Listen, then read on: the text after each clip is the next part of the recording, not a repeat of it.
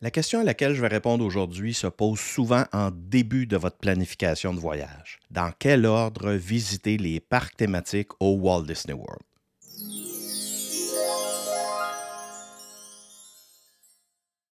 Bonjour, mon nom est Charles Boisvert, je suis conseiller spécialisé et propriétaire de l'agence Voyage Enchanté. Si ce n'est pas déjà fait, je vous invite à utiliser nos services afin de réserver votre voyage et obtenir notre aide pour planifier votre séjour dans une destination Disney, Disney Cruise Line ou Universal.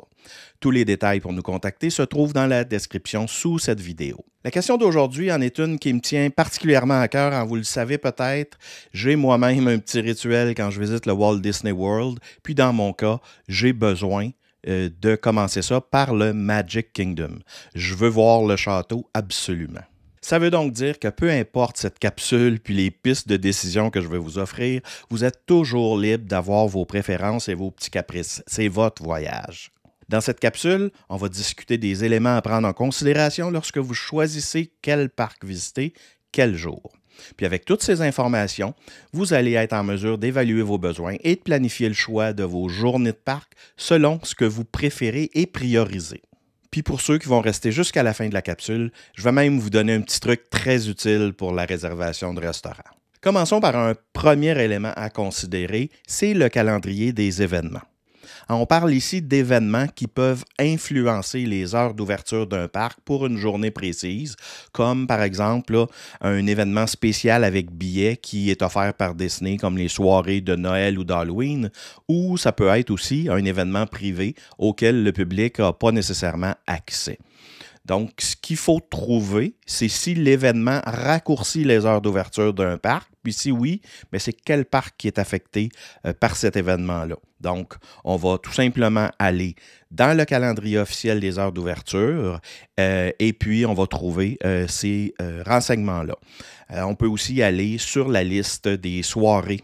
Quand Disney annonce les soirées d'Halloween et de Noël, ils vont annoncer toutes les dates en même temps. Donc, c'est un autre endroit où on peut trouver les journées qui vont être impactées. Prenons un exemple. Il y a une soirée d'Halloween, disons le mercredi de la semaine de votre visite, puis c'est le seul jour où le Magic Kingdom fermera à 18h plutôt que 22h. Donc, c'est certain que ça va avoir un impact sur la décision d'aller ou non au Magic Kingdom ce jour-là. Si vous avez déjà acheté des billets pour l'événement spécial en question, vous voudrez fort probablement choisir le Magic Kingdom pour le début de la journée, puis vous allez continuer avec l'événement. Mais si vous ne participez pas à l'événement, qu'est-ce que vous devriez faire? Le réflexe des visiteurs en général va être de visiter un autre parc qui ferme plus tard ce jour-là pour maximiser leur séjour. C'est ce qui fait que, dans la réalité, le Magic Kingdom sera beaucoup moins achalandé ce mercredi-là que les 3 autres parcs thématiques. Donc vous, qu'est-ce que je vous conseille? Si vous avez décidé d'aller passer une soirée à Disney Springs au cours du voyage, bien, cette soirée-là, ça pourrait être un excellent choix. Donc, vous iriez au Magic Kingdom jusqu'à sa fermeture pour profiter d'un achalandage moindre, puis ensuite vous dirigez à Disney Springs. Mais si vous voulez profiter des parcs jusqu'à tard en soirée et que vous avez des billets de base qui vous donnent droit de visiter un parc thématique par jour, vous devrez choisir un autre parc cette journée-là. Par contre, si vous avez acheté l'option Park Hopper qui vous permet de visiter plus d'un parc thématique le même jour, là, je vous conseille d'aller le matin au Magic Kingdom, parce que dans notre exemple, il y aura moins de monde à cause de l'événement. Vous allez passer la journée au Magic Kingdom jusqu'à sa fermeture et ensuite vous déplacer vers un autre parc pour terminer votre journée. Prenez note qu'il y a d'autres événements qui peuvent aussi influencer votre planification. Je pense, entre autres, à un festival qui pourrait se tenir au parc Epcot ou un événement Run Disney. Donc, ce sont des courses organisées sur le site du Walt Disney World. Ce que je vous conseille, c'est d'en discuter avec votre conseiller pour bien planifier tous ces éléments. Continuons avec un second élément à prendre en considération et c'est le jour de la semaine. En général, on peut dire que Disney's Hollywood Studios, c'est plein pas mal tous les jours. On a Star Wars puis Toy Story, beaucoup de choses qui attirent les gens de ce côté-là. Disney's Animal Kingdom, c'est un parc qui est quand même en moyenne plus relax à tous les jours que les autres parcs parce que plusieurs visiteurs vont décider, puis moi je pense que c'est une erreur, de ne pas aller dans ce parc-là pendant leur séjour, spécialement quand ils ont un séjour un peu plus court. Puis aussi, étant donné les gens qui demeurent près de Disney, qu'on appelle les locaux, eux aiment aller dans les parcs, eux autres aussi évidemment, ça fait que le Magic Kingdom est très populaire le week-end et le lundi, et puis Epcot est aussi populaire le week-end, surtout quand il y a un festival qui est en cours. Maintenant, le troisième et dernier élément à considérer, c'est vos choix de restaurants.